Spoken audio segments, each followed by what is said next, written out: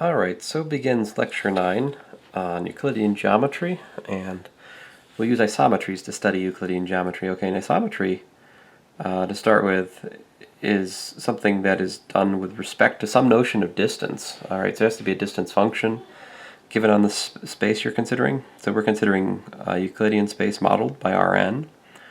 So Rn paired with the usual distance function, the distance from P to Q, you will recall, is defined to be the square root of the dot product of these difference vectors, right? But that's really just the norm, the length of this vector that goes from P to Q, right? That directed line segment vector, if you like. So definition, f is an isometry from Rn to Rn if it's distance preserving. The distance from f of P to f of Q is equal to the distance from P to Q. For all P and Q and Rn, that makes it an isometry. So one of the first things to notice about an isometry, of course, is that the composition of isometries is once more an isometry. Let's see why that is.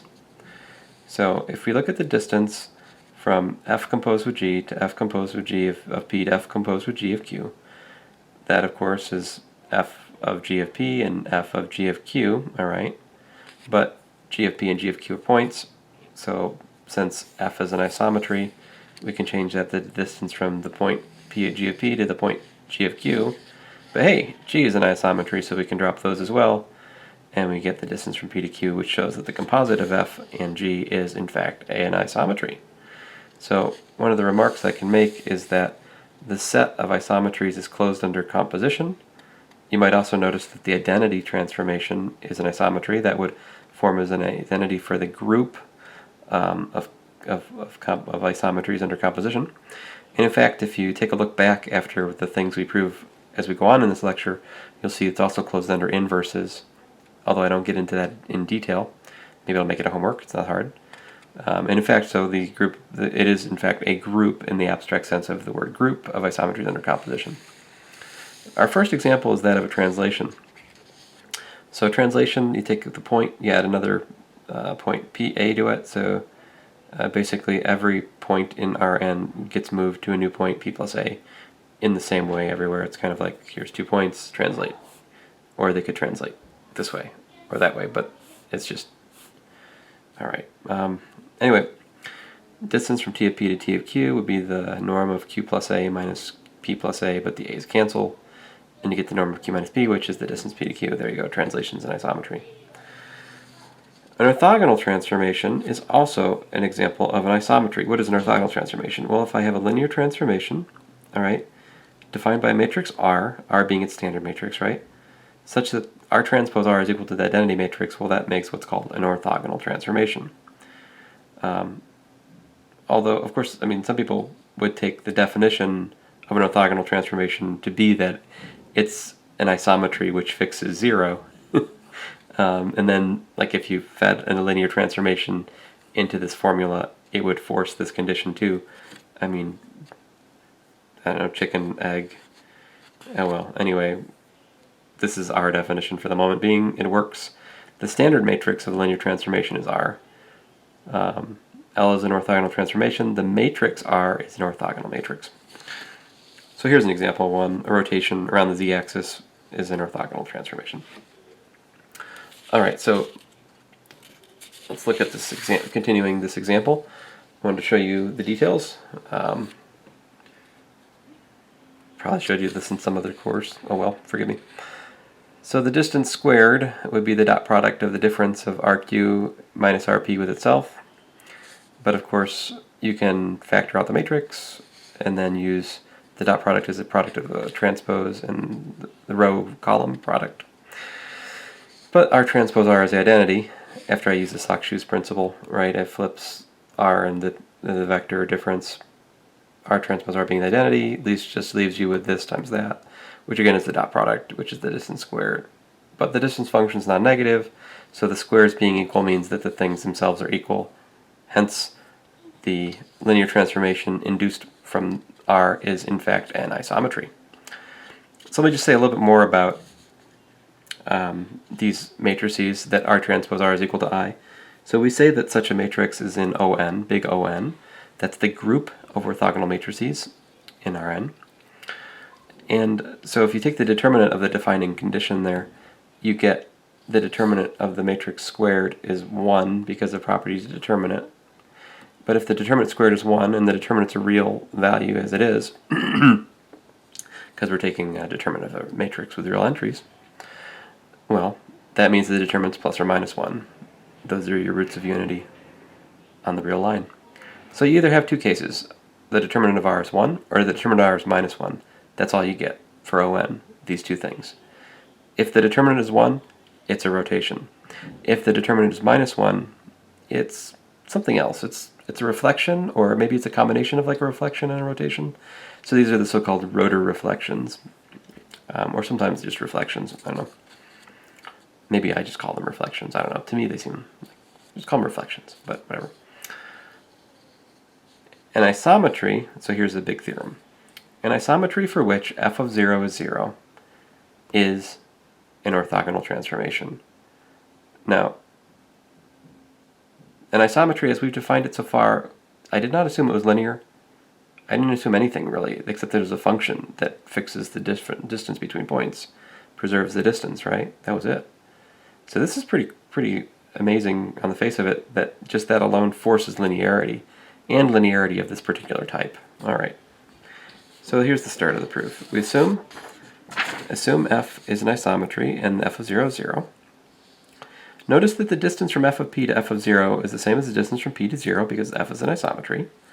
But of course that's the length of 0 minus p, but by properties of the norm, that's the norm of p. But on the flip side, f of 0 is 0, right? So distance from f of p to 0 is the norm of f of p. So there we go. We've got the norm. Apparently isometries also preserve the distance from 0, of course, which is to say that the norm of f of p is equal to the norm of p. So in particular, notice that if p is not equal to 0, that means that f of p is not equal to 0, so f is not identically equal to 0. I guess I don't really need to use that in the proof that follows, but in other proofs I've imagined it was important to me to know that f was not identically 0, and of course that's immediate from these things I've written. So what I'm going to do is I'm going to show you an identity. I think O'Neill calls this the polarization identity. I don't know. Do whatever kind of name calling you want to do. But as is often the case, squaring it helps. So let p and q be in Rn, and consider the following. The distance from f of p to f of q, quantity squared, is equal to the norm of f of q minus f of p squared. All right. So in terms of dot products, that's, what is it? It's f of q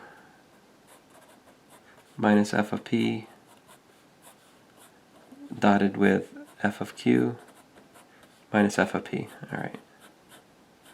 Here I'm just using that the norm of v squared is equal to v dot v. All right.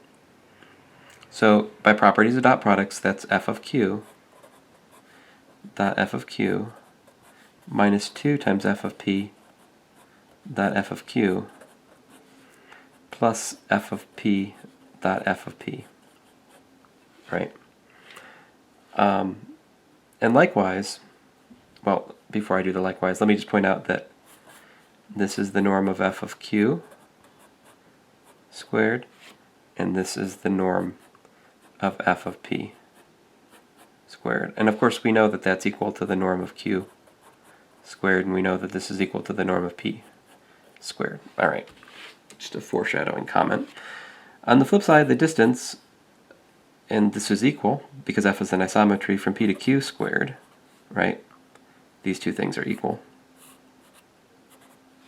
since f is an isometry.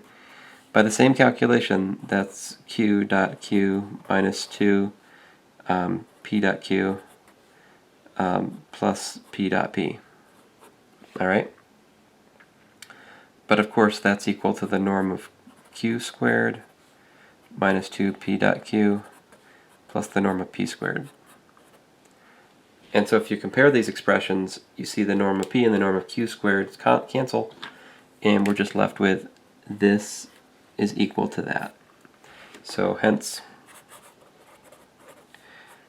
f of p dot f of q is equal to p dot q for all p and q in Rn.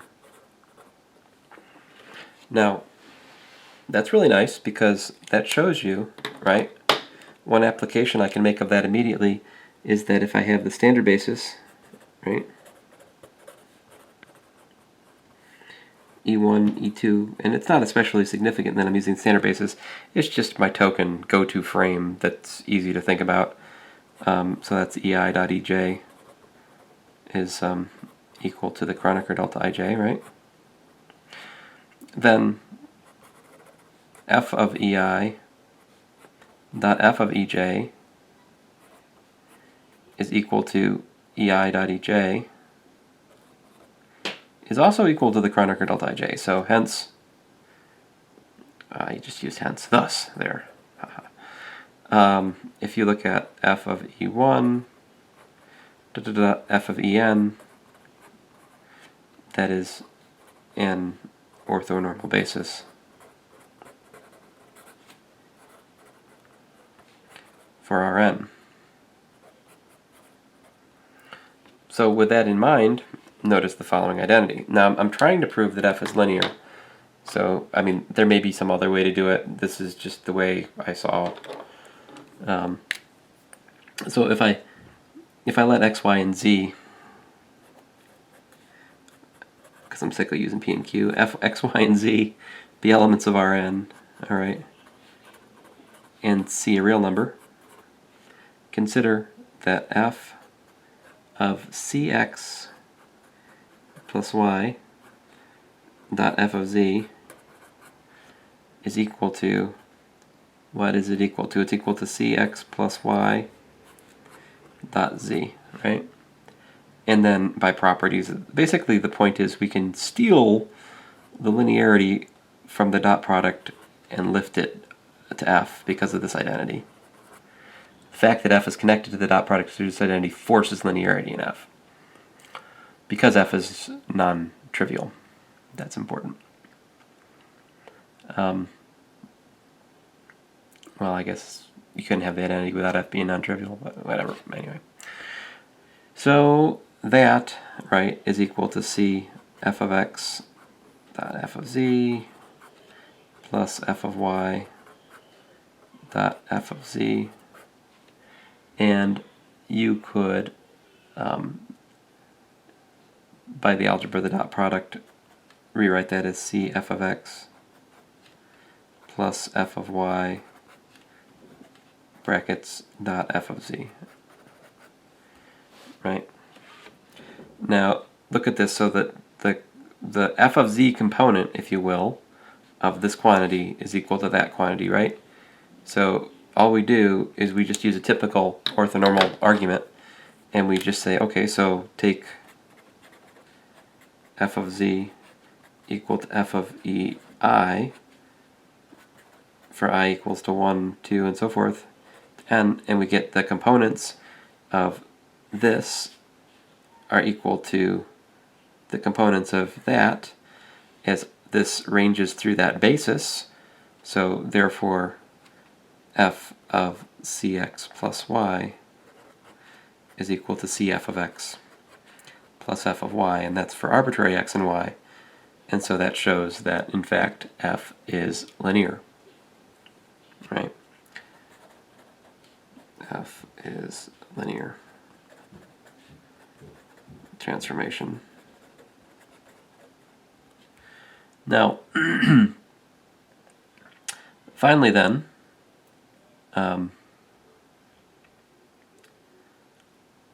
linear algebra then gives us a matrix R for which f of x is equal to Rx for some matrix R, right? And f of x dot f of y equal to x dot y, move it up here a little bit, forces us to find R transpose R is equal to I. in the calculations in my notes explicitly, but therefore F is isometry. It's essentially the calculation we just did. Not this one, but the one where I proved that. Well, in the example for the example for isometry, the example for orthogonal transformations has the same calculation essentially. But anyway, there it is. So if we drop the requirement that f of 0 be 0, it doesn't do much. There's not much difference here. Theorem: every isometry f from Rn to Rn can be written uniquely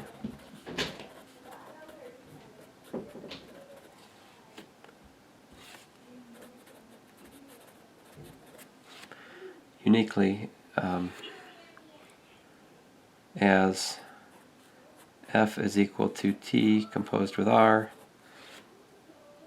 where t is a translation and R is an orthogonal transformation.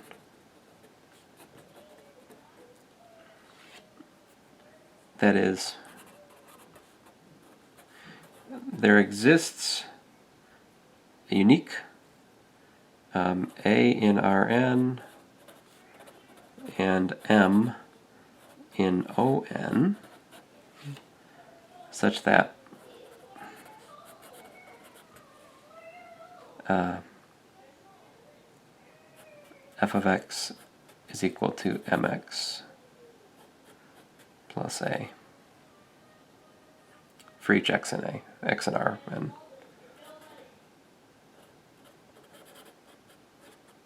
of course. So that's just to make good on my claim that every isometry can be written as a translation composed with a orthogonal transformation. All right, so the proof of this,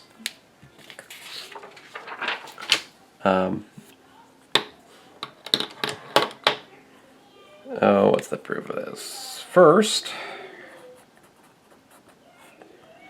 the every isometry means it's if and only if, right? So the converse direction, the fact that T composed with R is, well, that's the composition of isometries, right? Hence, by our initial, can't spell. By our initial proposition, the composition of isometries is an isometry, hence an isometry.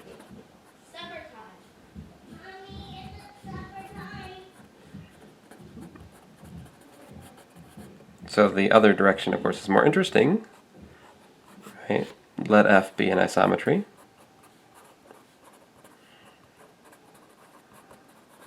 All right. And now we want to prove that it must be the composition of translation and a orthogonal transformation. I really want to say rotation. It sounds so much better. Oh well.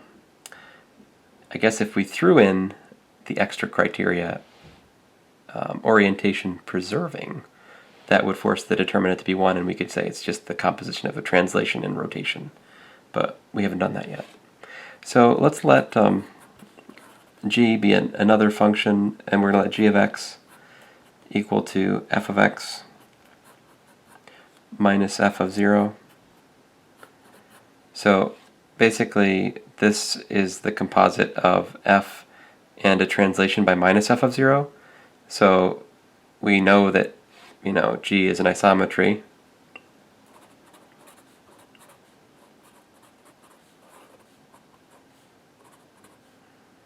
Since it's the composition of isometries. But more than that, and g of 0 is equal to f of 0 minus f of 0, which is equal to 0. Aha, so g is an isometry which fixes 0. Therefore, g of x is equal to mx for some m in On by our previous theorem, right? Therefore, consequently, f of x, minus f of 0, that's g of x, but that's equal to mx, right? So what's that tell me? It tells me that f of x is equal to mx plus f of 0. So just identify that the translation t of x is equal to x plus f of 0 gives what?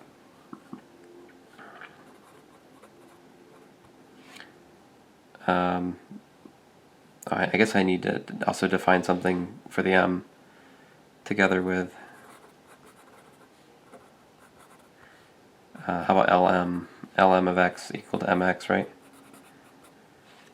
We have f is equal to t, this t, composed with L sub m, right? If you don't believe me, check it. So f of x is equal to t of Lm of x, which is equal to t of mx, which is equal to mx plus f of 0, but we have, that's the same, right? Okay, fine, great. So there you go. That arbitrary isometry is the composition of a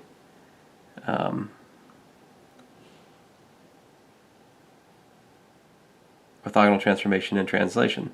Now we need to prove uniqueness.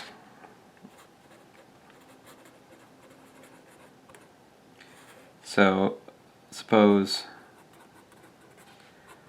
f of x is equal to m1x plus a1 and f of x is equal to m2x plus a2.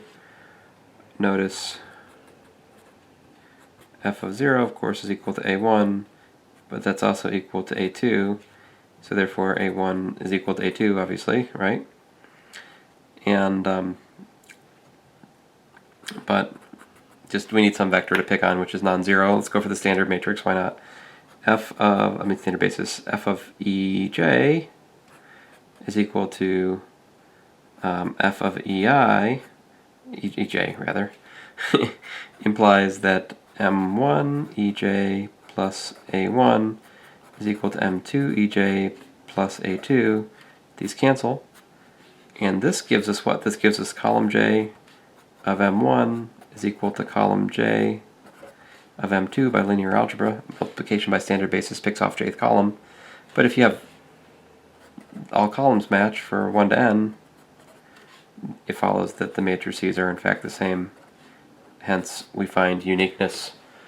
And there you go. I guess I should finally mention the set of all isometries forms a group. You can actually calculate the inverse of a given isometry in view of this formula. It's an easy exercise. I'll probably assign. And often the set of isometries is called the group of rigid motions, because basically what an isometry does is it preserves the distance between points, right? But it takes shapes with it takes a particular shape and it moves it around, right? I mean, it might rotate it a little bit and then translate it a little bit, but the shape stays the same, right? That's a rigid motion. Shapes are not smooshed by rigid motion. So these Euclidean motions, as they're often also called, take squares to squares, triangles to triangles, and so forth. And you might notice that since the dot product is preserved, that also gives us the angle between vectors is preserved. So if you think about finite shapes, if the angle between different sides to a finite shape are preserved, then the shape, whatever that means, is preserved. Actually, that's kind of part of what we're after, is giving some quantitative analytical description of words like shape and sameness, right? Ultimately, we're after this notion of congruence. When are two curves congruent? We'll get to that in a later lecture, but that's where we're going. I'm going to stop there for this part. Next time we'll pick up on how isometries act on vectors. And basically there we're going to see when we differentiate this, the translational piece goes away and you just got orthogonal transformations. Or if we're not so disoriented rotations. Thanks. That concludes part 1.